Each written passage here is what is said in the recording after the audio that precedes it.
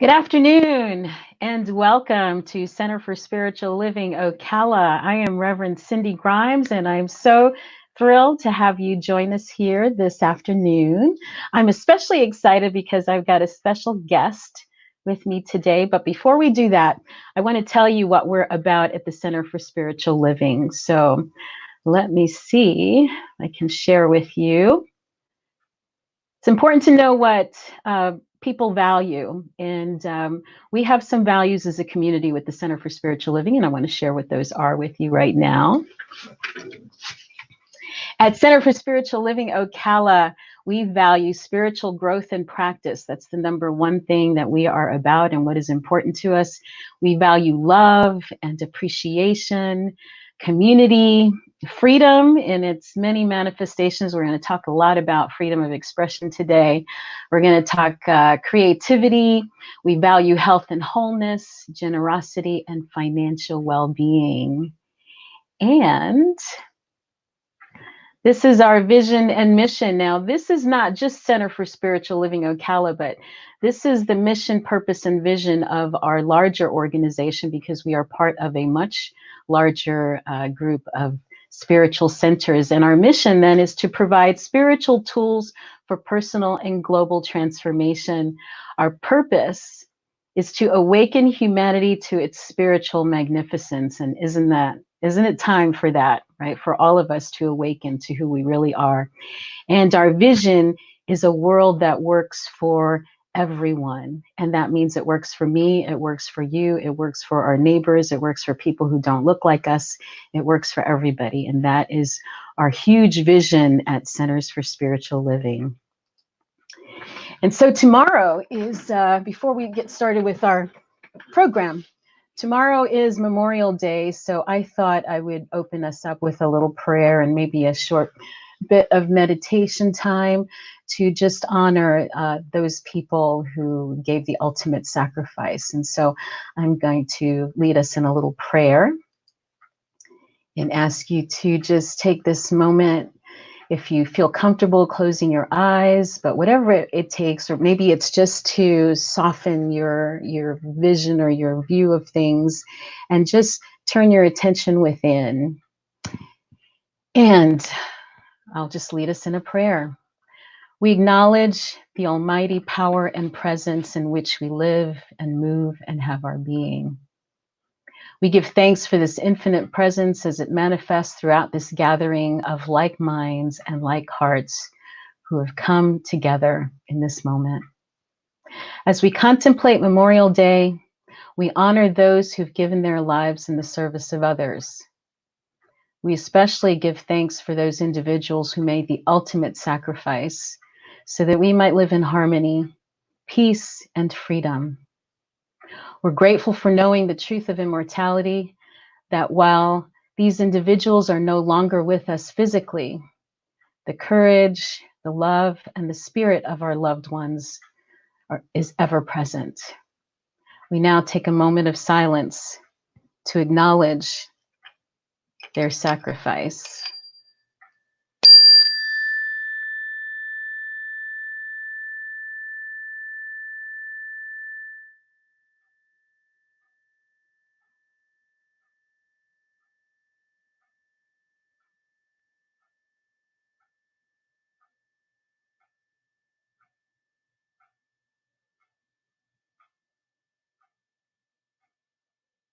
We also give thanks for all those who presently serve in our armed forces and affirm that they are divinely protected and guided in all they think, say, and do. We give thanks for this country and for the good that it stands for. We are grateful for opportunities to serve, for we know that every act of service blesses both the giver and the receiver, just as the fragrance remains on the hand that gives the rose.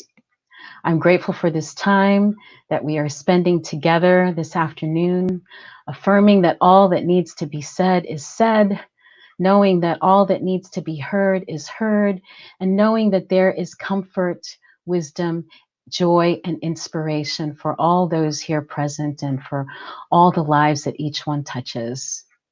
We release these words with joyous expectation, for we know that it is already done. And I say, and so it is, or amen. So, again, I am super excited that we're here together.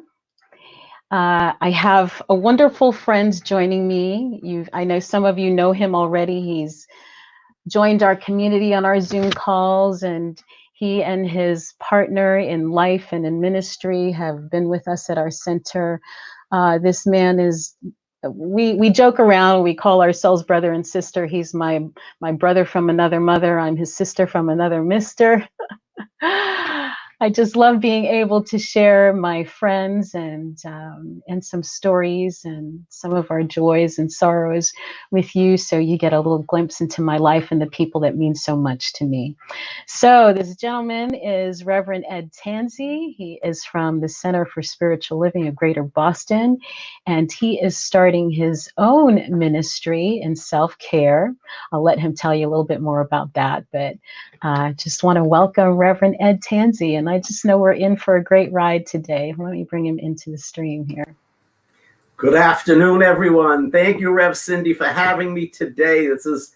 I've been so excited waiting for this moment, so thank you so much. It's always nice to be with you and your community. Awesome. I'm so excited to have you here. And you know, our topic for the day is self-love, but my overall topic for this year is about enlightenment. It was Masters, Mystics, and Paths of Enlightenment. And that kind of morphed and evolved, and it has like another name right now. I'm saying it's all about rising above or letting go of the BS that has kept us sick, scared, and otherwise playing small. And by BS, I mean whatever you want to call it. You know, you might have some words for that, but means belief systems. So I think we all come into this teaching. Well, we all have our belief systems, right? And I think many of us have belief systems when we come into the teaching that really don't serve us. So I want to give people a snapshot. I want them to know kind of who you were before you found the teaching, and how this has helped you to release some of the BS that didn't serve you, and just kind of where you are now. And I really, and I want this to be a conversation, so we go back and forth. It's not just an interview, but I want people to get a feel for who we are and the fun that we have when we're together. And okay. Also. So, you know, where it all began for me, I was living a life, Cindy, and you know this, I was living a life totally opposite of what I'm living today. And a question that has always weighed on my mind is, how did I love myself before Science of Mind? How did I love myself before Science of Mind compared to after Science of Mind?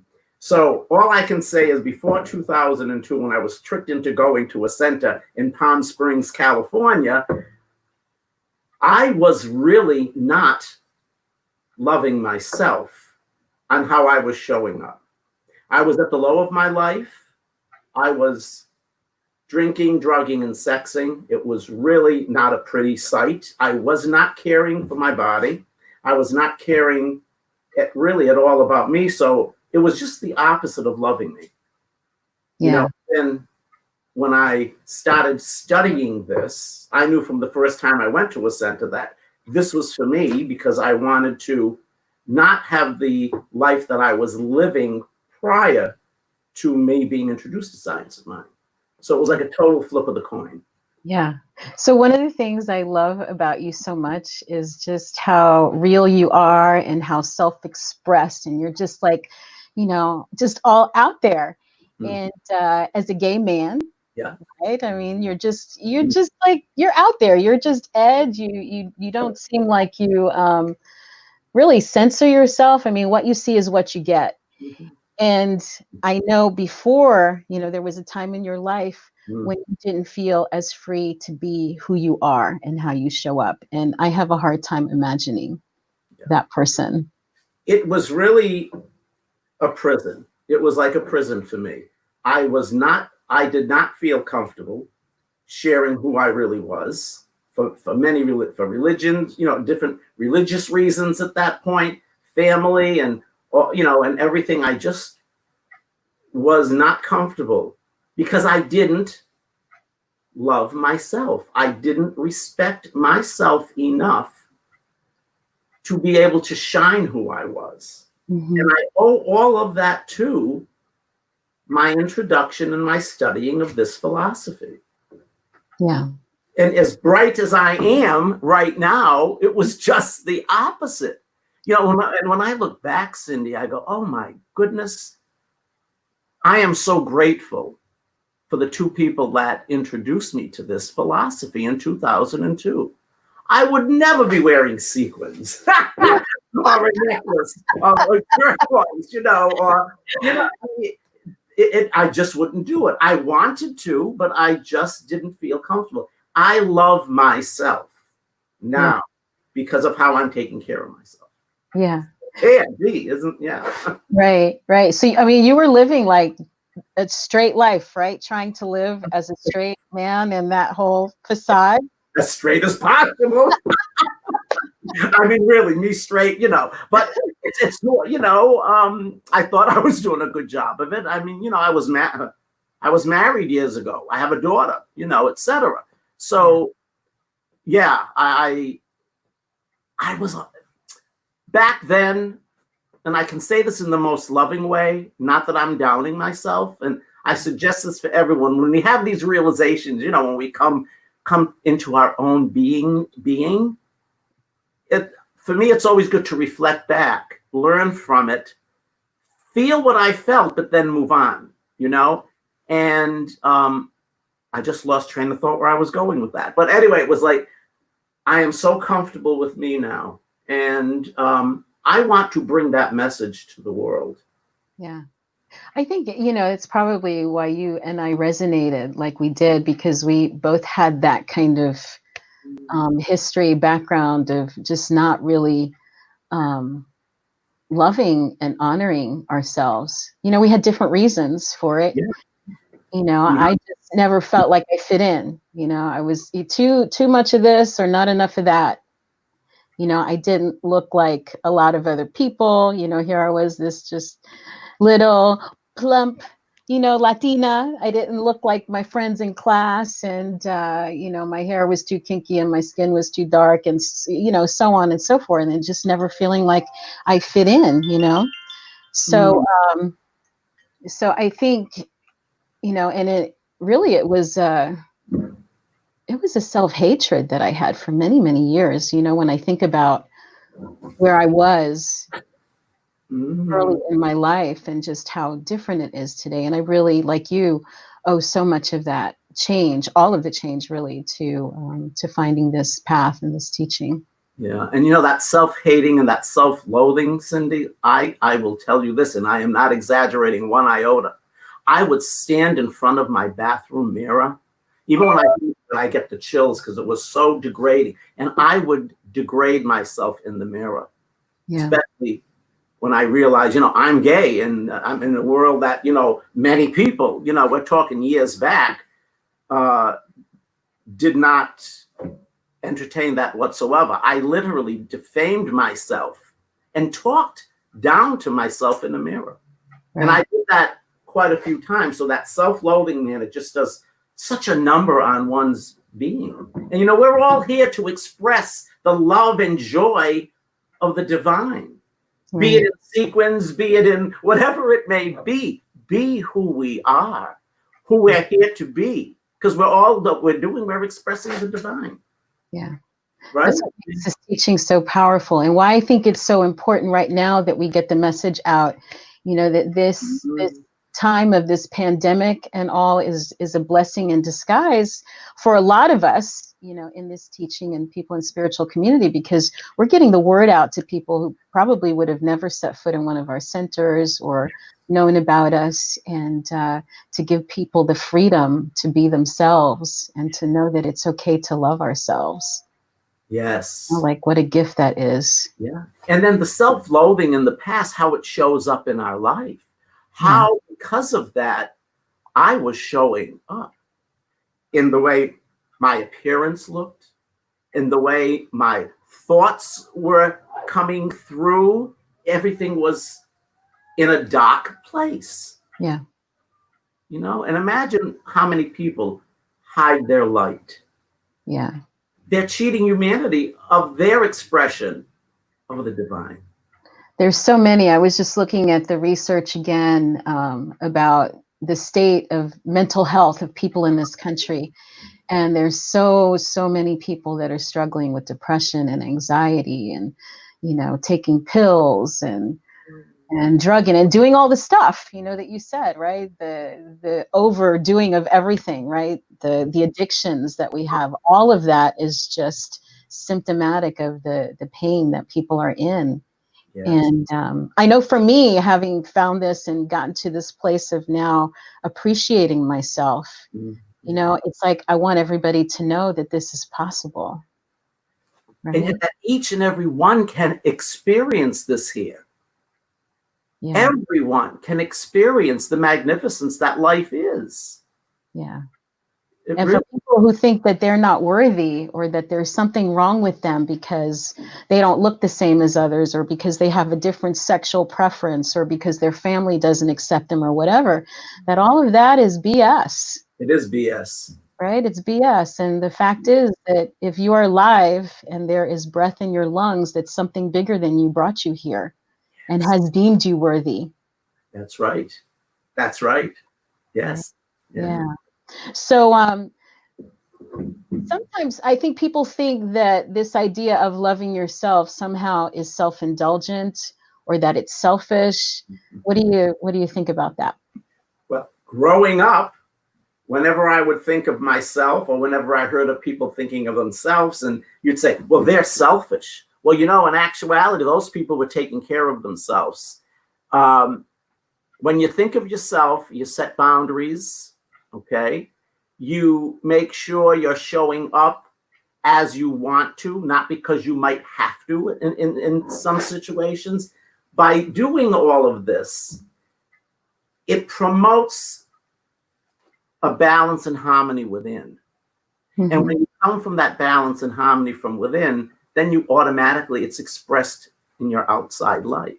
So anyone around me, I look back and say, oh my God, people who were around me those years that I was so, you know, in a dark place, I wouldn't want to have been around me at that point. Now I'd want to be around me because I think I'm pretty much fun and love people. You know, look, when we get together, I mean, like, you know, it's we stay up half the night talking, for Pete's sake. I mean, you know, it's fun, it's healthy, it's wonderful, it's supportive, it's loving. And just look at our circle of friends. I mean, what a blessing. And each one is just so unique. I love the uniqueness of people, right? Yeah. Yeah. Everybody's had such a unique road and you know, a lot of, as life does, you know, we have our challenges and we have our suffering and our this and our that. Mm-hmm. But that's one of the things I can say about the people that are in my circle is that we've all overcome that. Yes. You know, and found the deeper truths. Again, letting go of the BS, the stuff that doesn't serve, and finding something that does. Yes. Yes. Yeah, I agree. Mm. So, did you know back in the day, did you have a sense that you were being as self-destructive as you were? I mean, would you have called it that? No. When I look back, and I was just, you know, I was just showing up in a negative way. Did I really look at that back then? No, I had nothing to really compare it to in a way of, you know, the greatness of life that could be obtained because we already have it. We just have to realize it and be receptive, right? But I never realized how great life could be. And the more I studied and the more I got into this, then I realized more so in the past how off the mark I was. So I didn't look and say, okay, Ed, you know, you're really being destructive. You know what? It didn't matter because I didn't really care. I didn't care for myself. And I think there's a lot of people who go through situations like that at different times of their life. That's why what I have learned because of the different journeys that I have taken, where I'm being so called now to be this self-care messenger, because there was a time, even when I began this philosophy, I was thinking I was really taking care of myself. Well, I was partially taking care of myself. You know, maybe a third really taking care of myself, because what I have learned and what I've experienced, you have to nourish mind, spirit, and body. You know, so if you only do one of those aspects, yes, one is better than nothing, but to get that full punch of the magnificence of everything, you know, even like the preciousness of your body temple, if you can give a little time to each one of those areas, that's when you're really taking care of yourself. Now, when I realized that I didn't beat myself up. I just said, okay, you have a choice. Do you want to do it, or do you want to do it? Yeah. I think when I think of myself in my darkest days, I don't know that I would have said what I was doing was self-destructive or hurtful. It was just kind of what everybody did. You know, you bitch and moan and complain and and then using things from outside to make you feel better. You know, I'll buy myself a little something, or I'll eat this, or those kind of like self-indulgent kinds of things that maybe I felt at the time was taking care of myself that really wasn't. Right. And here's the thing too. What I have found talking to now people as I'm going to this other road in my ministry about taking care of ourselves, I see many people, they start like beating themselves up in relation. Well, I should have done this. I should have done that. Or no, how wonderful we can realize.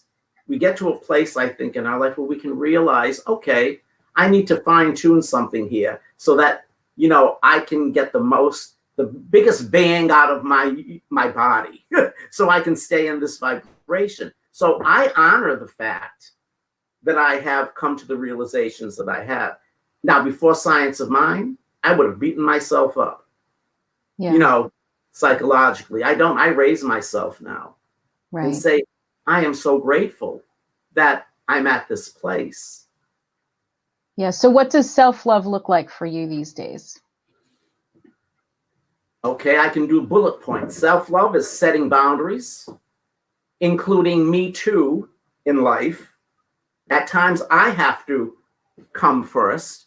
At other times I don't, but it's not me giving up who I am. It's not me settling and doing stuff just because. So it's setting boundaries, being able to say no and being okay with that. Okay.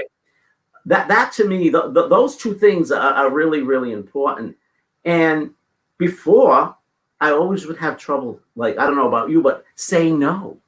Someone would ask me something, even if I didn't want to, okay, I'll do it. Right. That was really playing with my psyche. And so what would I do? I would show up, be negative, be resentful. That's not a place to be. So loving yourself is setting and putting yourself in a place where you are experiencing balance and harmony within. Whatever that takes for each individual. For me, it was setting boundaries, being able to say no, realizing that I have the power within to control myself in relation to any one of those areas that I mentioned, mind, spirit, and body.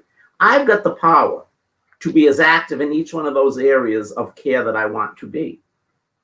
And because of my health challenges, I have decided that, guess what? I'm tapping into those three things. I want to share this message because when I realized what I thought I was doing, and I was only doing such a small part of it, probably my second bout of, the cancer that I had in my leg maybe not would have appeared. Oh, here's another thing about saying self-love, Cindy.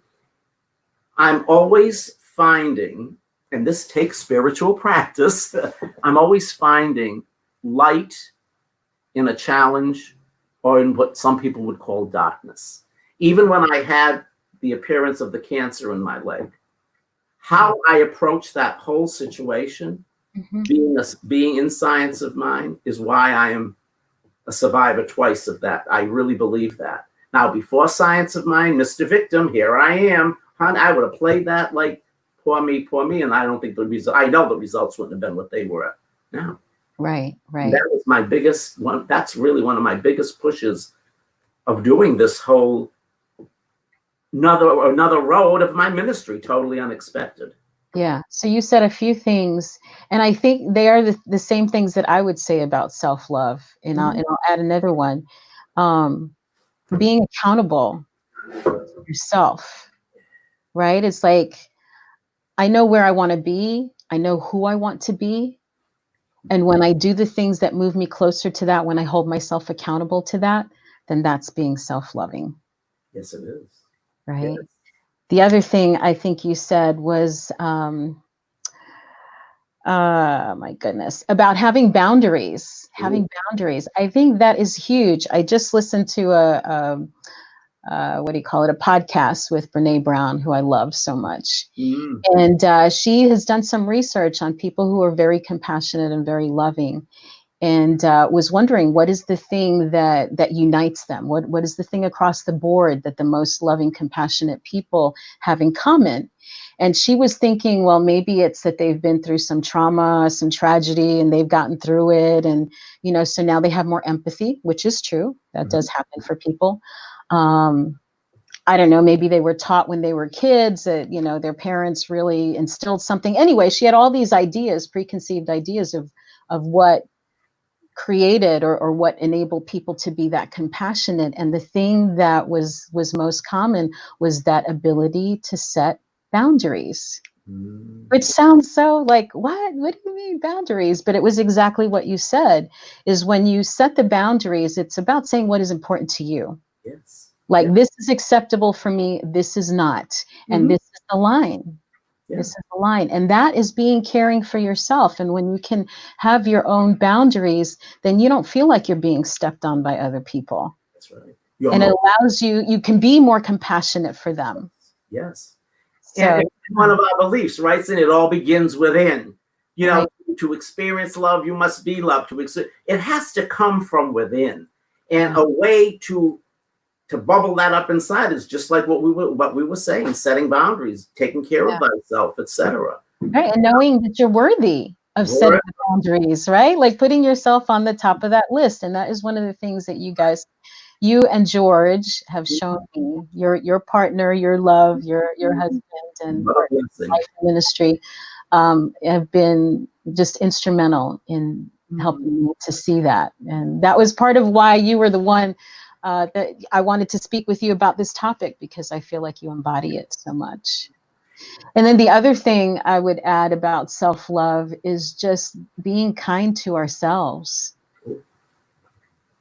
Right? I don't know about you, but I've said some of the ugliest things to myself in my own head. Sometimes not even in my head. Sometimes it comes out of my mouth. And I think I would never speak to another person like that. Why would I say that about myself? Yes. Yes. And, that's where, when I say the three areas of self-care and in relation to the mind, I feel that, tend to the garden of my thoughts. My garden is my mind. I want those thoughts and those seeds to be positive, to be nurturing, to be loving, because again, what we think, we live. So, and that's key. That is so key to part of, taking care of ourselves. And just think of, wow, one of the biggest things of self-care, I think of all the food that I would ingest, thinking that I was like really being good to my body. I was killing myself. I don't know. When I think about it and I look back. Right. Well, I want to, on that note, I'm going to just share a little something with with our viewers. Oh my word. Look at us. Oh. Wow. And I've been on this Bright Line eating program. It's 800 and something days, Cindy. And when I look at that picture on the left, my goodness, I go, that was me. That that was like a 48-inch waist. I'm now a 30-inch waist. I feel so good now because I'm honoring my body by the foods I'm putting in, by the rest I give it, by the love I have. I would never, knock that. My God, that's quite interesting to see the one on the left. Oh my word. That's when I didn't know, I wasn't fully taking care of myself. So the middle picture I can take. I go, yeah, and just look at the relation to the type clothing. Here's another example. I want my insides to be reflected on what I wear. So when I look to the left in that green shirt, and then I look to the middle, I go, okay, that's pretty decent. It's the same thing with me wearing my glitter today. I am so on fire. I am feeling so light and lively. I want that to be expressed. I want people to see that, because if I can have these feelings and this joy within, it's an example that everybody can. I'm no one special. I'm just a unique expression of the divine like everyone else is. So you know what? You want to wear sequins, wear sequins. You want to wear a turban on your head, wear a turban. Whatever you want to do. Right. Just express it, because those expressions lift up the world. Yeah. Yeah. It's our lives, right? I mean, if not now, when? And we're getting it longer. And doesn't our bodies feel great, Cindy? Because I see you on the right of us, the right over there. Both you and I have really stepped into, and I'm so pleased to see that. Okay, you want to take those pictures off now? Okay, I've seen it. Thank you. From a 48-inch waist to a 30. There you are. But Cindy, right, we've shared notes on this, how we have made it a point to be worthy enough to take the time to care on what we're putting in our body. To take, like with me, I'm not dressing halfway up to be on my Sunday service or anything more. I want to dress fully.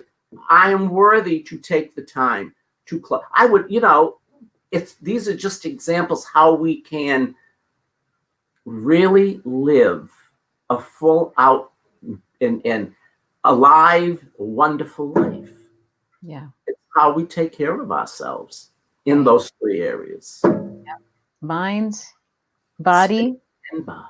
Yeah, spirit. Yeah. I mean, I'm right now, when we met in the ministerial program, Yes. I'm at 88 pounds now from where I was back then. And that picture of the two of us, I was already down some. Yes, you were. Yeah. And you are what? Over 100 pounds? I lost 102 pounds. I'm now in what I would call maintenance. And so I have like an 8 to 10 pound range that I play in.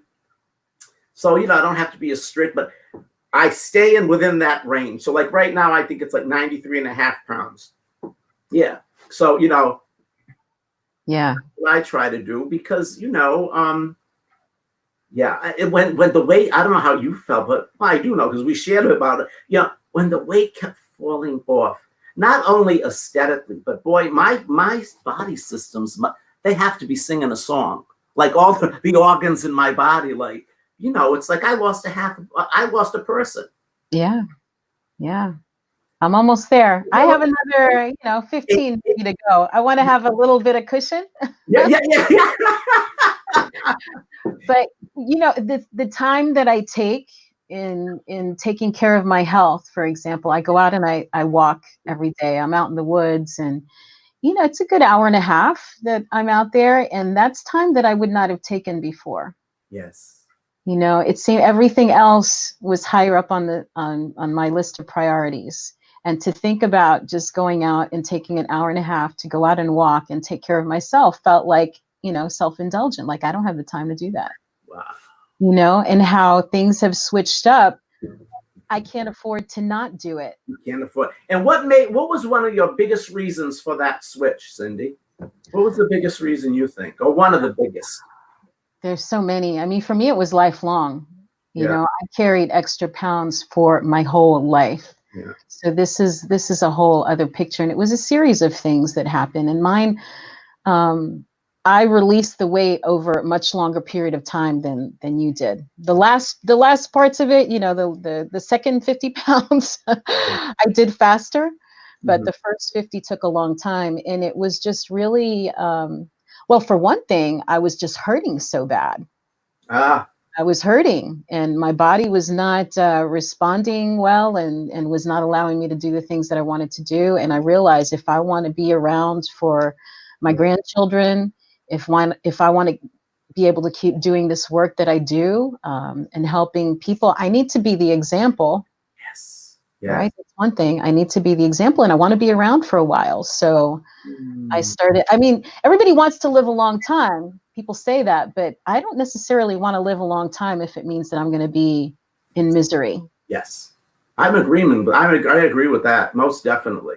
So Yeah. it's so important to take care of ourselves so that the more we take care of ourselves in those three areas, we are really taking care of this body temple that is holding the essence of who we are.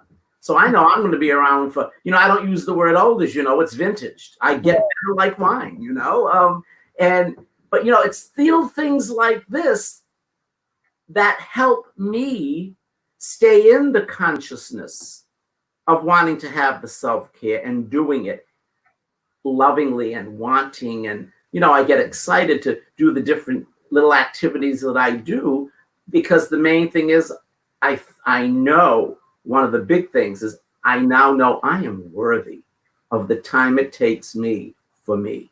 Yeah.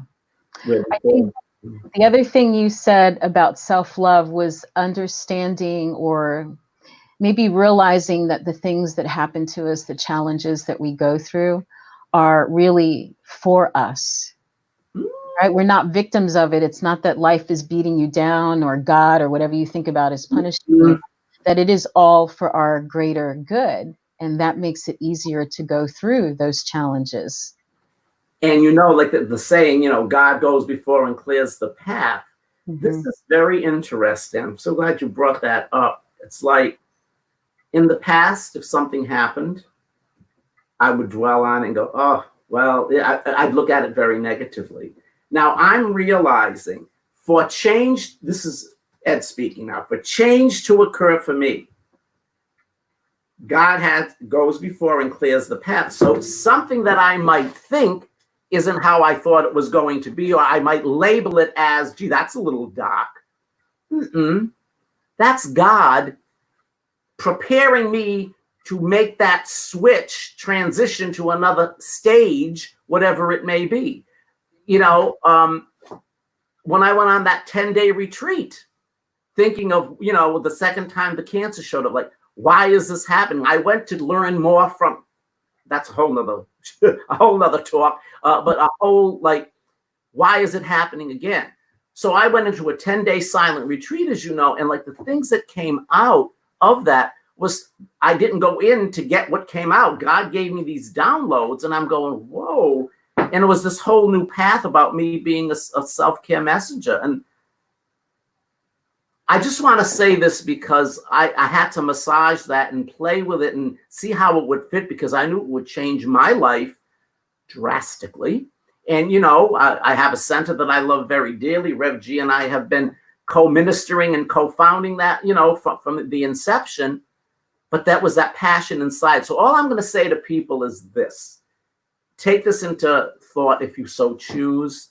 Do not let the unknown or any fear that one might have of trying something without it completely spelled out. So my thing is this. Take that step out of your comfort zone, because that's when you're going to use your creative juices the most in ways you've never thought. I'm living that now, Cindy.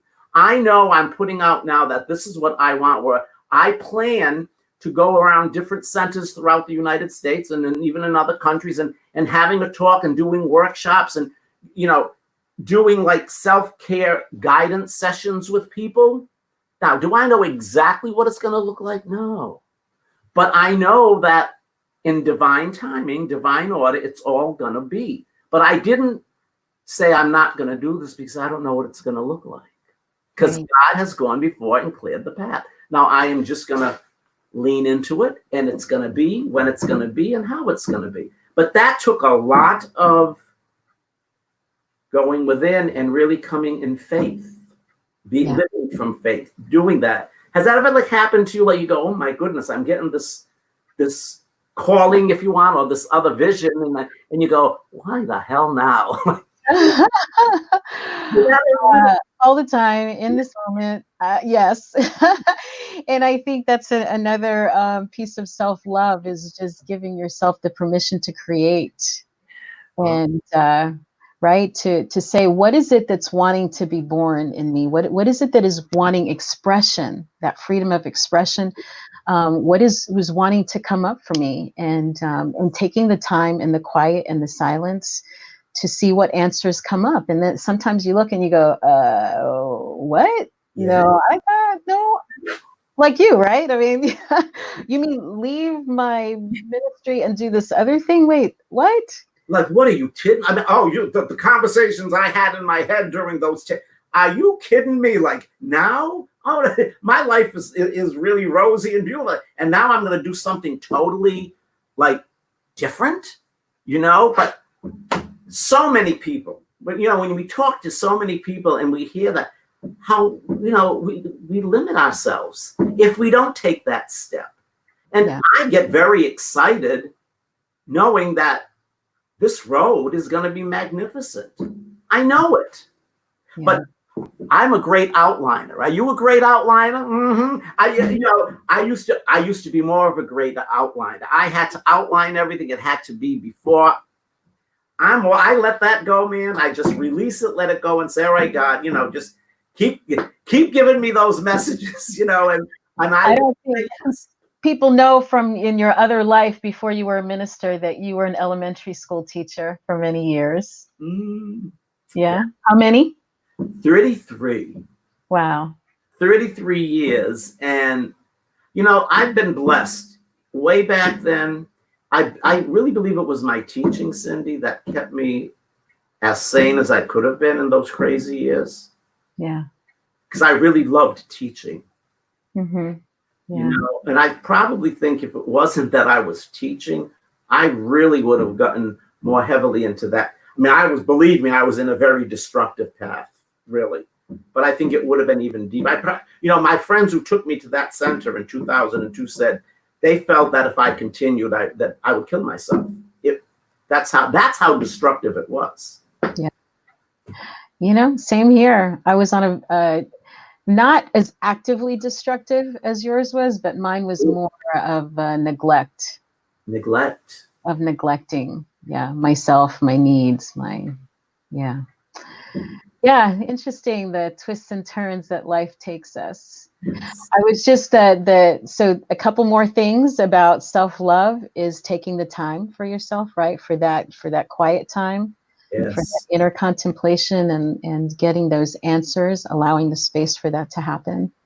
And then giving life to whatever the new thing is, because when we have that creative urge within us and we poo-poo it or we push it to the side, it's like the thing eventually hurts. It could kill you to not let that stuff come out. Yes. Right? Yeah. We all have these gifts and things that are wanting to be born, and if we don't give it expression, there's a lot of pain that goes with that. And you know what that reminds me of? When I was moving to California in 1990, I was sitting in my kitchen with my mother, who was 70 at the time. And it was 2 weeks before I was leaving. I was getting cold feet, Cindy. And I said to my mother, what the hell am I doing? I've got a fabulous teaching job. I had a fabulous teaching job here. I've got this beautiful home, and I'm uplifting my life and moving 3,000 miles away. I said, maybe I should like just nix it off. You know what she said to me, bless her heart, this little 70-year-old Italian mother. I was so blessed to have her. She says, Eddie, she said, you must go. You have this feeling within. The only way you will not be successful is if you don't go. Because even if you came back in a year, you've won. You've satisfied that need. If you stay, that's fine. If you come back, you didn't fail. You would only fail if you didn't try to do that, which was in something in you calling you to move 3,000 miles away. And I was her only kid, an only Italian son, where she could have used all her negative, how mothers said the negative stuff. She was so supportive, but that stuck with me, even though way back then. Wow. 1990. She's a wise woman. She was, bless her heart. You would have loved my mother. She really was a dear. I've been very blessed. Yeah. Now I'm looking at our time, and I think we need to wrap up our conversation. But I think we're going to continue this. Maybe you and I can chat again, maybe once a month or something. I think that could be listen, fun. Honey, you and I love to chat. So I get to see you and spend time with you, and just thank you for having me today. I just really so appreciate this. Well, I want to take us out with a little song that you suggested. Actually, it's not the version that you wanted because that one was a little bit long, but okay. This song, I just feels like it's perfect for what we're doing. And let me see if I can pull this off here. So I'm going to share sharing that song. Yes. Yes. And here, let me bring it up here. Wrong one. Are you seeing what I'm seeing? I'm seeing you and me. You're seeing you and me. Okay, I'm going to share screen. Share. How about now? You and me. Well, I hope I'm going to share this thing. I hope it's a beautiful song. It is a great song. It's a really, here we go. Okay. Got it. Application window, Chrome tab. Here we go. How about now? I hear it.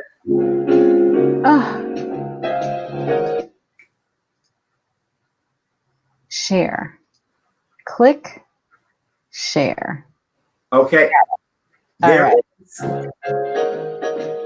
I love myself the way I am. There's nothing I need to change. I'll always be the perfect me. There's nothing to rearrange. I'm beautiful and capable of being the best me I can. I love myself just the way I am. I love you just the way you are. There's nothing you need to do. When I feel the love inside myself, it's easy to love you. Behind your fears, your rage, your tears, I see your shining star. And I love you just the way you are.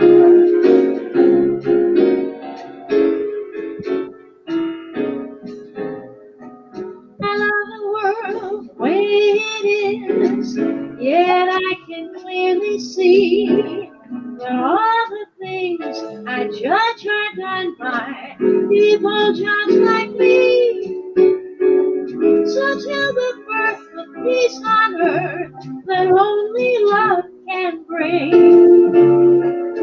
I'll help it grow by loving everything. I love myself the way I am, but still I wanna grow.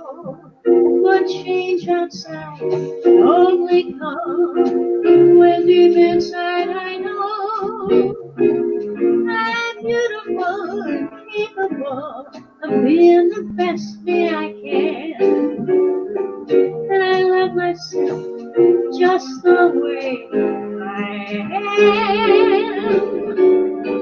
I love myself just the way I am. Just the way I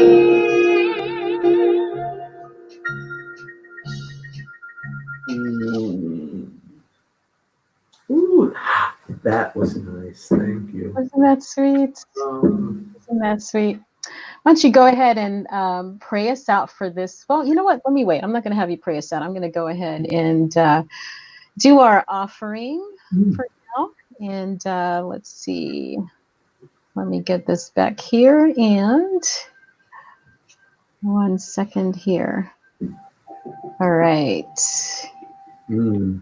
Sharing our gifts and tithes, sharing our gifts. So this is the time, if you all are so inclined, that we would just love to have you share with us we've got lots of people that share their time and their talents and their treasure, and I'm just really very grateful for that. And if this has been a blessing to you, it would greatly bless us.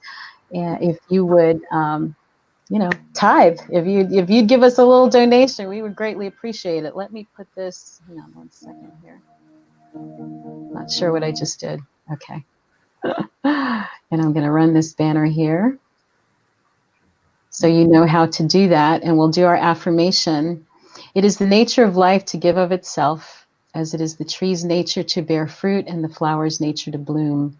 It is my nature to share the gifts of my time, talent, and treasure. I participate in the divine flow of life, giving generously and receiving abundantly.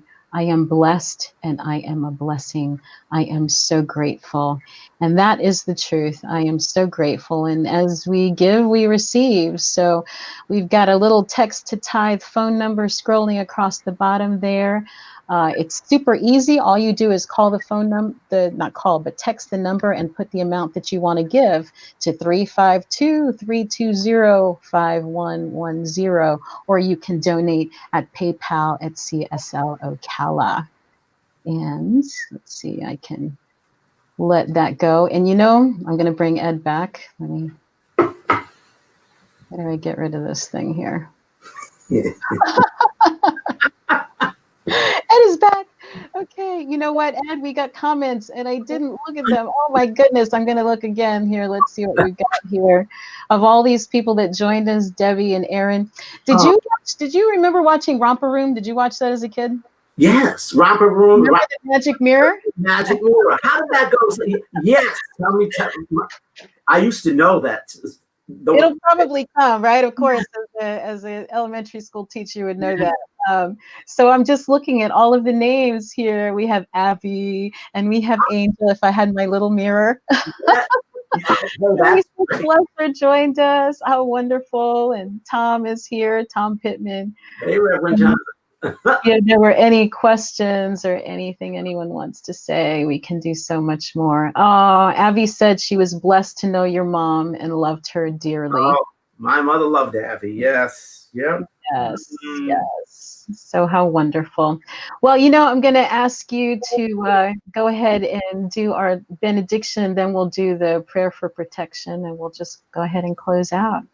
All right. So I will gladly give you a benediction. So I ask you at this time, each and every one, if you feel comfortable, just close your eyes in gratitude. I am so grateful knowing that there is that one creative, infinite energy that is in, through, and as everything. And I am one with this. I am one with this energy made in its image and likeness. I'm an expression, a unique expression of this energy. And that is my truth. That is the truth of each one on this call, each one throughout the cosmos. Every being is that most precious, unique expression of the divine. And each one is one with that. Each one is one with each other and all of nature. And it is this oneness that brings about a unity that brings about a wholeness for each one to experience and enjoy. And I am so grateful for today's time together with Reverend Cindy, CSL Ocala, her community, and everyone else watching on this beautiful, beautiful Sunday afternoon. I am grateful for all that has been shared. I am grateful for having this wonderful being that goes by the name of Reverend Cindy Grimes to be someone that I call sister. I am grateful for her expression in my life. I am grateful for all that she has brought forth as being more than a colleague. She is a sister. I am so grateful. I am grateful for this time. And I know that wherever our next destination may be today, be it in the yard, being it anywhere, that each and every one of us go in that bubble of golden protection, knowing that the divine has us in its protection and love. And please join me by ending this benediction by saying together, Amen, A women, Amen. hallelujah, and so it is. And so it is. I love you so much. You know what I almost forgot to share, Ed? I know you just benedicted us, but I have to share this. And it just goes kind of like there's a theme going a little bit today. Our beautiful practitioners who you know, Donna and Norma. You know Yes. Donna and Norma? Yes? Yes. They were featured in the premiere issue of a publication called Embrace Magazine, their very first issue. And so I'm just so proud of them. And it's a really awesome story. It's available online. We have the link on our website if you all want to check it out. But I'm going to share the screen again. I want people to see this. Embrace Magazine. And also to let you know that we're meeting afterward on Zoom for those who want to join us, for anyone from the community that would like to speak and maybe ask questions or just catch up and chat, that we will be doing that afterward via Zoom. Now via Zoom, I forgot last week how I got there and the week before. How do we get on Zoom again? How do we do that, Cindy? Yeah. All right, here we go. All right. Meeting ID right there, 637 Let me write that down. 7 All right. Hold on. 847. Because you know me. Say it again. All right. So it's, what is it? It's 637 yeah. 667 6847. And the password is spiritual. Spiritual, yes. There With we a go. capital S, right? Yes, with a capital S. Unless we need to change it. We don't want any Zoom bombers again today. So let me show you this magazine. I'm so excited. Let me figure out share screen. We're going to go to Chrome tab and Embrace. And here we go. Can you see Donna and Norma? Oh, Soulmates? yes. Isn't that awesome? Look how beautiful this article is. Wow. I love it. What I love, I love so much about it. But it starts out with a little story. Okay, am I out of there now? Yes. Okay, great. Yeah. Anyway, it starts out with a story of Norma being the face of God. Oh. Which is what I have dubbed her, the face of God. And you'll have to read it. Yeah. I have to read it to hear the rest of the story. The congregation of people who know me have heard this story many times, but yeah, it's a good time.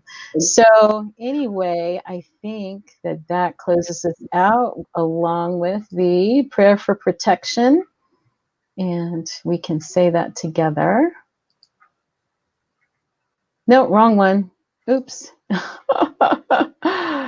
Okay, here we go. The light of God surrounds us. The love of God enfolds us. The power of God protects us. And the presence of God watches over us. Wherever we are, God is, and all is well. And so it is. So it is. Love you, Ed. Love you. See you in the chat. See you in that thing. All right. Hope to see everybody. See you, everybody. Bye-bye. Bye.